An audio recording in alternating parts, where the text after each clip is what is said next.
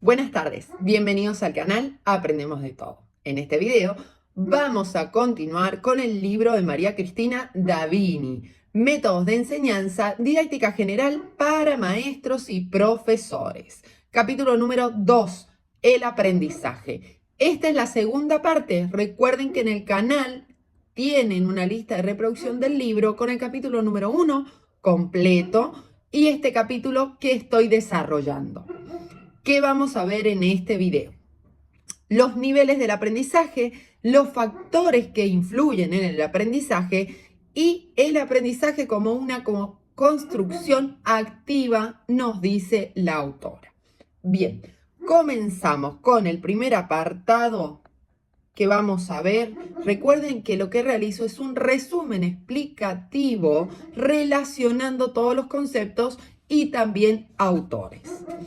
Dice, el aprendizaje requiere esfuerzos, niveles y tiempos de aprendizaje. El aprendizaje requiere esfuerzos, niveles y tiempos de aprendizaje. Y lo primero que la autora va a decir es qué debe hacer el docente.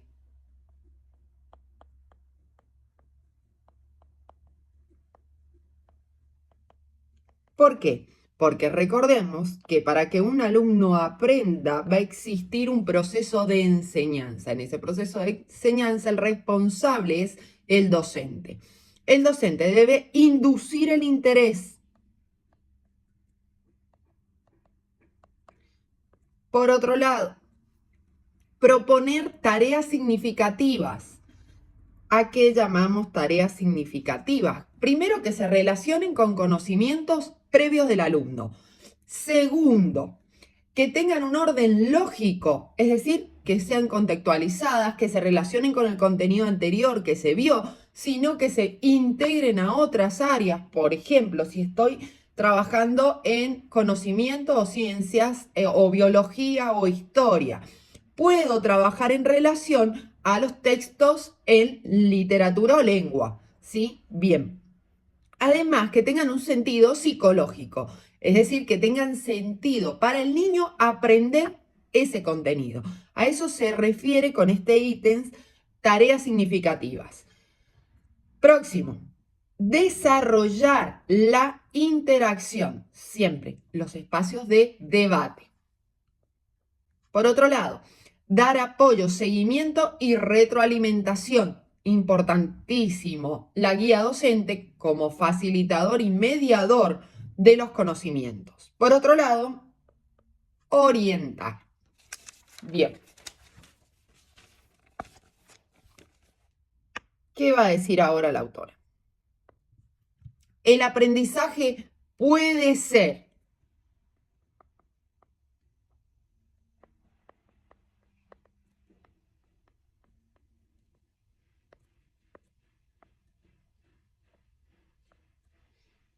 formación de hábitos.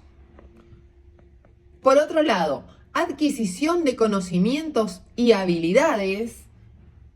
Por otro lado, resolver problemas o elegir cursos de acción. ¿Qué significa esto?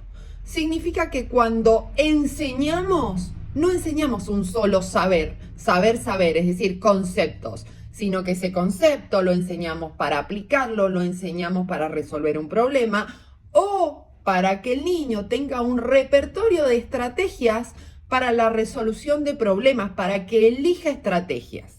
Bien, sin embargo, estos aprendizajes poseen niveles. ¿A qué se refiere la autora con niveles?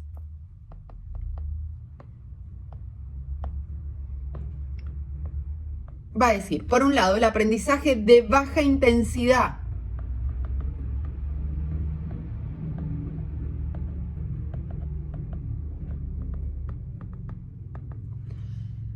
No requieren mayor comprensión como la adquisición de hábitos. Es decir, el alumno no tiene que comprender cómo, cómo comportarse cuando la docente explica, los hábitos cuando toca el recreo, los hábitos de conducta dentro del grado o fuera del grado, la formación, etc. Por otro lado, el aprendizaje de media intensidad.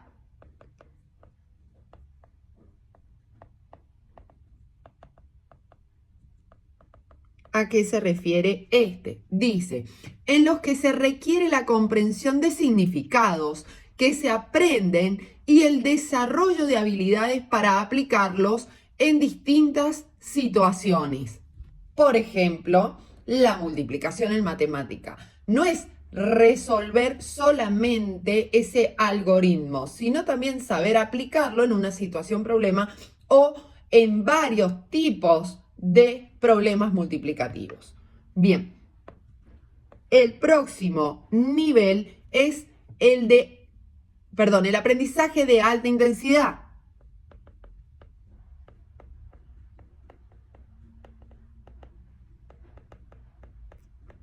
Dice, en los que se requiere el análisis reflexivo, la generación de hipótesis, la identificación de alternativas y la toma de decisiones, entre otros procesos. A ver, ¿qué significa esto? No es lo mismo el tiempo que le voy a destinar a un aprendizaje de baja intensidad a un aprendizaje de alta intensidad. ¿Por qué es importante esto en el proceso de enseñanza? Porque a la hora de planificar, de secuenciar un contenido, debo tener en cuenta el tiempo que le va a llevar al niño la construcción de ese aprendizaje. Bien, ahora va a decir con respecto a esto. Siempre el aprendizaje requiere una modificación o un cambio en el comportamiento. Recuerden que así ella define el aprendizaje. Por otro lado, para provocar un aprendizaje se necesita una secuencia sistemática y metódica de actividades, ¿sí? ¿Por qué? Por ejemplo, si yo trabajara con la teoría de situaciones didácticas en matemática, entonces, primero presento una situación problema en la cual el niño necesita conocimientos previos para resolverla, la suma repetitiva dando paso a la multiplicación. Por ejemplo, ¿sí? A la hora de que el niño formule y valide esa situación, yo tengo una organización en mi secuencia, ¿sí? Que va a dar resultado a la construcción, a la institucionalización del conocimiento, construcción del conocimiento conjunto en última instancia. Pero mi contenido tiene un seguimiento lógico y psicológico tanto para el niño, para el proceso de aprendizaje, como para el proceso de enseñanza. Bien, último, conocer el ritmo para el aprendizaje, entendido como la frecuencia necesaria para afianzar el aprendizaje. No es solamente enseño este contenido hoy y mañana tomo otro tema, retomo otro contenido. No, recuerden que cada aprendizaje necesita un tiempo de apropiación, de aplicación, ¿sí? En diversas situaciones. Bien, continuamos. Dice, factores que influyen en el aprendizaje.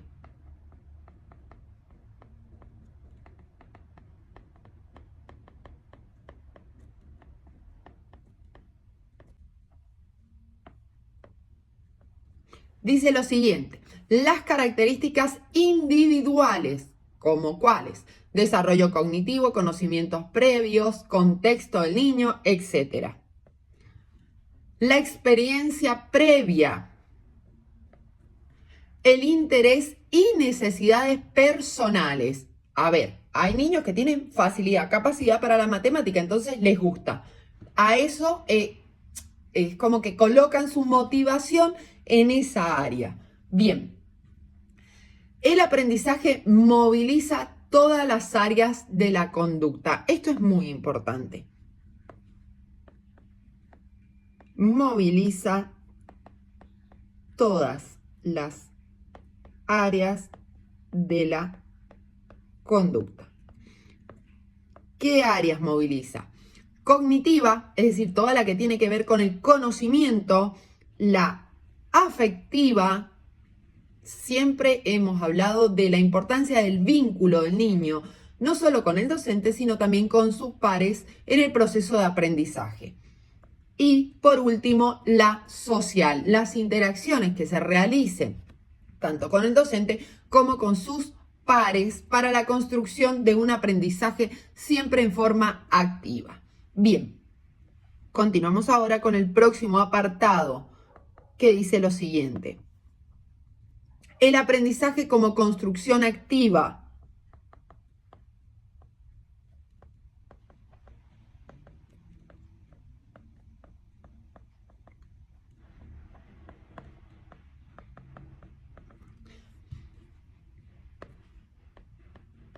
Y va a hablar directamente del aprendizaje. Que dice lo siguiente. Implica un proceso de construcción y reelaboración. Cada persona se apropia de modo diferente. Por otro lado, el aprendizaje interviene el filtro activo. ¿Qué es el filtro activo para la autora? Dice su mente y su propia cultura. Es decir, cuando interpretamos un conocimiento, siempre lo vamos a hacer desde nuestros conocimientos previos. Por otro lado, el estudio del aprendizaje humano permitió conocer, y acá vamos a hacer un apéndice. ¿Por qué? Porque dice la autora, a ver, ¿a qué se refiere con este estudio del aprendizaje humano? A las teorías del aprendizaje, ¿sí? A todos pedagogos, psicólogos que han estudiado el desarrollo cognitivo e intelectual de un alumno. Por ejemplo, la asimilación y la interacción entre sujetos y el ambiente. Estas son teorías muy relacionadas con Jean Piaget y Lev Vygotsky. Por otro lado, sobre el procesamiento de información, podemos nombrar a Mayer, Gagne, entre otros.